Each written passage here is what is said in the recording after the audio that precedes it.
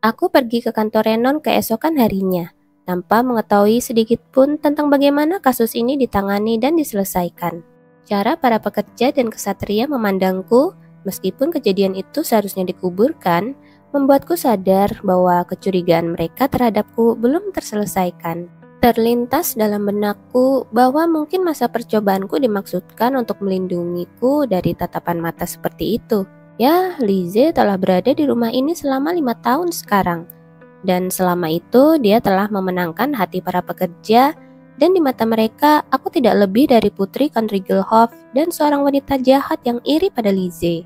Tampaknya perjalanan masih panjang, tetapi hari yang menentukan itu semakin dekat. Namun saat aku berjalan melewati pintu, kantor Renon masih sama. Bau kertas, udara yang sedikit lebih sejuk, keheningan, dan rasa kering. Entah kenapa aku merasa santai. Sudah lama tidak bertemu, Renon. Selamat pagi, Nona. Aku sudah lama tidak keluar, dan aku bertanya-tanya apakah Renon mengurus semuanya sendiri.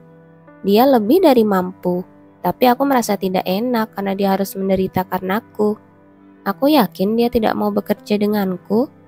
Dia pantas mendapatkan seseorang yang bisa bekerja lebih handal daripada aku.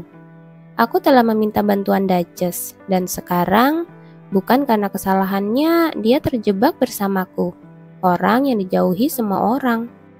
Tapi hari ini dia memperlakukanku sama seperti sebelumnya, seolah-olah dia belum pernah mendengar rumor tentangku. Hari ini saya ingin Anda mengaturnya berdasarkan tanggal. Oke. Aku mengambil folder file dari Renon dan duduk di mejaku. Satu persatu kwitansi dan slip pembelian tersebar di meja lebar itu. Dan sekali lagi, kantor menjadi sunyi kecuali gemericik kertas. Beberapa orang mungkin menganggap keheningan itu sangat membuat frustasi. Tetapi menurutku itu menenangkan. Tidak ada seorang pun di sini yang menilai sikapku. Dan aku tidak perlu mencoba membaca pikiran siapapun. Aku hanyalah seorang pekerja yang perlu mengatur kwitansi dan melakukan pekerjaan dengan baik. Sebagai hasil dari fokusku yang tenang, aku dapat menyelesaikan tugasku dalam waktu 1 jam. Aku sudah menyelesaikan ini. Saya sudah memikirkannya, tetapi Anda memiliki fokus yang baik dan tangan yang cepat. Tidak, itu hanya tugas sederhana.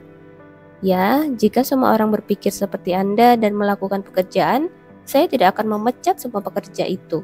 Aku terkekeh, teringat kisah pria yang menyebarkan semua dokumen dan melarikan diri. Dokumen-dokumen yang sedang Anda kerjakan ditata dengan sangat cermat dan rapi, sehingga tidak ada tempat bagi saya untuk mengacaukannya, dan itu selalu sangat membantu, kata Renon dengan suara tanpa emosi. Tapi hari ini aku tidak tahu mengapa pujian acuh tak acuh itu begitu menghibur. Tiba-tiba ujung hidungku bergerak-gerak dan air mata mengalir di pipiku. Nona, maafkan aku Renon, aku tidak bermaksud. Tidak, aku minta maaf. Aku tidak tahu harus berkata apa. Hanya saja aku bersyukur dia menilaiku hanya berdasarkan pekerjaanku. Akan ada banyak ruang bagi emosi lain untuk ikut campur karena reputasiku atau rangkaian kejadian sebelumnya. Tetapi dia memperlakukanku tanpa melibatkan perasaan pribadi. Aku rasa dia tidak tahu betapa berartinya hal itu bagiku sekarang. Maafkan aku, beri aku sedikit waktu. Aku bersembunyi di balik pilar dan berusaha menahan air mataku. Aku kasihan pada Renon yang pasti kebingungan. Tapi Renon berjalan ke arahku dan menyerahkan sapu tangannya kepadaku. Anda tidak perlu menekan emosi seperti sedang diburu. Jika Anda tidak membiarkannya keluar, maka mereka pasti akan meledak suatu saat nanti. Renon, Anda telah bekerja sangat cepat sehingga ada banyak waktu. Jadi Anda bisa melakukannya sepelan yang Anda mau. Meninggalkanku di belakang pilar, Renon diam-diam pergi ke mejanya dan mulai bekerja dengan acuh tak acuh. Merasa lebih nyaman, aku membenamkan wajahku di sapu tangannya dan mencoba menenangkan diriku. Aku baru menyadari betapa melegakannya mengetahui bahwa seseorang benar-benar peduli padaku. Dia adalah karakter figuran yang bahkan tidak memiliki nama di cerita aslinya. Dia hanya disebutkan beberapa kali sebagai ajudan Duchess, dan Duchess juga hanya muncul beberapa kali. Tapi aku sangat terhibur dengan karakter pendukung yang biasa-biasa saja. Bukan berarti pendapatnya akan mengubah reputasiku, tentu saja. Tapi, tunggu, tiba-tiba aku memikirkan sebuah hipotesis. Hal itu datang kepadaku dalam sekejap dan aku tidak tahu mengapa aku memikirkannya. Duchess dan Renon adalah karakter pendukung. Pendapat mereka tidak dapat mengubah alur cerita secara signifikan. Mungkin aku terlalu optimis, tapi anehnya aku merasa yakin. Orang-orang ini hampir tidak terpengaruh oleh alur cerita ini. Apapun perasaan mereka terhadapku, mereka tidak bisa menghalangi cerita. Dengan kata lain, mereka adalah karakter yang bisa berubah pikiran tentangku tanpa terpengaruh oleh alur cerita. Jika mereka adalah karakter pendukung, mereka tidak akan mengikuti alur cerita aslinya. Dan oleh karena itu, aku memiliki lebih banyak kebebasan untuk mengubahnya. Jantungku berdetak kencang. Jika itu benar, aku harus mempertahankan banyak karakter pendukung di sisiku. Tentu saja, mereka tidak akan bisa mengubah keadaanku, tapi mereka bisa membuat perubahan kecil demi kebaikanku. Dan itu mungkin memberiku peluang besar. Mungkin itu akan memberiku sedikit peluang untuk lolos dari kematian yang menyedihkan. Aku mulai melihat secercah harapan di luar tujuan menjalin ikatan dengan Kilian untuk menyelamatkan hidupku. Ya, kamu harus selalu punya rencana B. Aku memutuskan untuk berhenti mengabaikan karakter tambahan tanpa nama. Mereka bisa jadi penyelamatku. Mari kita mulai dengan para pekerja di mansion. Untungnya aku belum melakukan kesalahan apapun dengan para pekerja sejauh ini. Hal yang paling pertama adalah salam. Saat aku kembali ke kamarku setelah membantu Renon mengerjakan pekerjaannya, aku tersenyum dan menyapa setiap pekerja yang melakukan kontak mata denganku. Banyakan dari mereka buru-buru menundukkan kepala seolah-olah mereka telah melihat sesuatu yang tidak seharusnya mereka lihat. Aku tidak senang dengan penolakan yang terlihat jelas. Namun aku memaksakan senyum demi perubahan jalan cerita. Dan usahaku tidak sia-sia. Halo? Halo. Terima kasih atas kerja kerasmu. Iya, Anda sama-sama.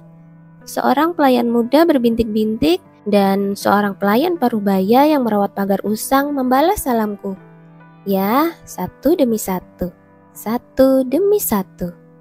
Faktanya, aku tidak membutuhkan mereka untuk berbuat banyak untukku. Aku hanya perlu konfirmasi bahwa aku bukanlah hantu. Dengan itu, aku kembali ke kamarku dan merasa sedikit lebih hangat. Adalah suatu kesalahan jika terbawa suasana dan tidak memperhatikan sekelilingku. Anda di sini, Nona? Suara Sophia membuatku merinding, dan aku mendengar pintu tertutup di belakangku sebelum dia melingkarkan tangannya di leherku dan mendorongku ke dinding. Beraninya kamu memiliki keberanian untuk mengkhianati tuanmu dengan cara yang arogan? Entah kenapa hanya Sophia yang ada di kamarku. Setelah berhari-hari digoda olehku, dia tampak sangat marah. Aku tahu dari kekuatan cengkeramannya di leherku yang jauh lebih kuat dari biasanya. Ketika aku bahkan tidak bisa mengerang karena aku dicekik begitu keras, dia mengancamku dengan menakutkan. Saya akan memberi Anda satu kesempatan terakhir. Curi catatan pajak perkebunan besar keluarga Ludwig sekarang. Dia melonggarkan cengkeramannya sedikit seolah memberiku kesempatan untuk menjawab. Aku terbatuk-batuk untuk mengulur waktu, tapi Anna tidak menunjukkan tanda-tanda akan kembali. Jika aku menolak, apa yang terjadi? Kamu akan mati, dan saya sudah mendapat izin dari Tuan.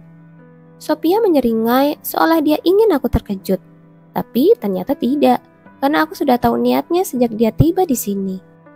Jika kamu membunuhku di sini saat ini, mereka akan tahu bahwa kamulah pelakunya. Jangan berpikir aku sebodoh kamu. Saya akan memastikan untuk membunuhmu dengan cara yang membuat Ludwig terlihat seperti pelakunya. Jadi, kamu tidak akan membunuhku saat ini juga. Sophia, aku akan memberimu satu kesempatan terakhir. Tolong selesaikan masalahmu. Kamu sudah cukup lama berada di sini untuk memata-matai. Keluarga Ludwig tidak semudah itu. Tentu saja, tampaknya mereka adalah sekelompok idiot. Dan kedua tuan muda itu hanya memperhatikan perempuan jalang tidak sah itu. Jadi, kamu meracuni benang sulaman Lize? Apa? Bukankah itu kamu yang melakukan? Benar saja. Sophia mengira itu aku. Sudah jelas juga bahwa dia tidak pernah mempunyai kesempatan untuk meraih benang sulaman. Aku mengambil kesempatan itu ketika cengkeramannya mengendur dan berjuang sekuat tenaga. hampir tidak bisa melepaskan diri dari pelukannya. Tapi Sophia hanya menatapku seolah itu tidak mempengaruhinya. Aku tidak punya niat mencuri dokumen apapun. Mengapa kamu begitu ingin mati? Bolehkah aku membuat prediksi? Bahkan dengan bantuanku, keluarga Rigelhoff akan hancur, termasuk kakakku yang sangat kamu sayangi. Mata Sophia melebar saat dia menerjang ke arahku. Aku tahu dia jatuh cinta pada Shane karena aku melihatnya mencium suratnya dengan penuh kasih sayang. Aku tercengang, maksudku, mereka tampak seperti pasangan yang serasi. Lagi pula, semua itu tidak penting saat ini karena aku sedang dihajar. Tentu saja, batasan untuk tidak menunjukkan tanda-tanda dipukul kepada orang lain membuat serangan ini tidak menjadi serangan yang berbahaya. Namun, semakin lama serangan ini berlangsung semakin buruk jadinya. Aku akan memberitahu semua orang bahwa kamu memukulku. Jika Anda bisa, Anda pasti sudah melakukannya. Menurutmu, apakah saya tidak tahu mengapa Anda tidak bisa? Sophia melanjutkan sambil membenamkan kepalaku ke bantal lagi, membekapku. Kamu tahu bahwa kamu adalah pion yang dibuang di Rigelhoff, dan satu-satunya yang tersisa untukmu adalah dibuang di sini juga. Kilian Ludwig akan dengan senang hati membuangmu. Aku merasakan hawa dingin di perutku ketika aku mendengar alasan yang selama ini aku hindari untuk dipikirkan. Dan tuanku akan membuat pion tak berguna sepertimu menjadi tidak berharga.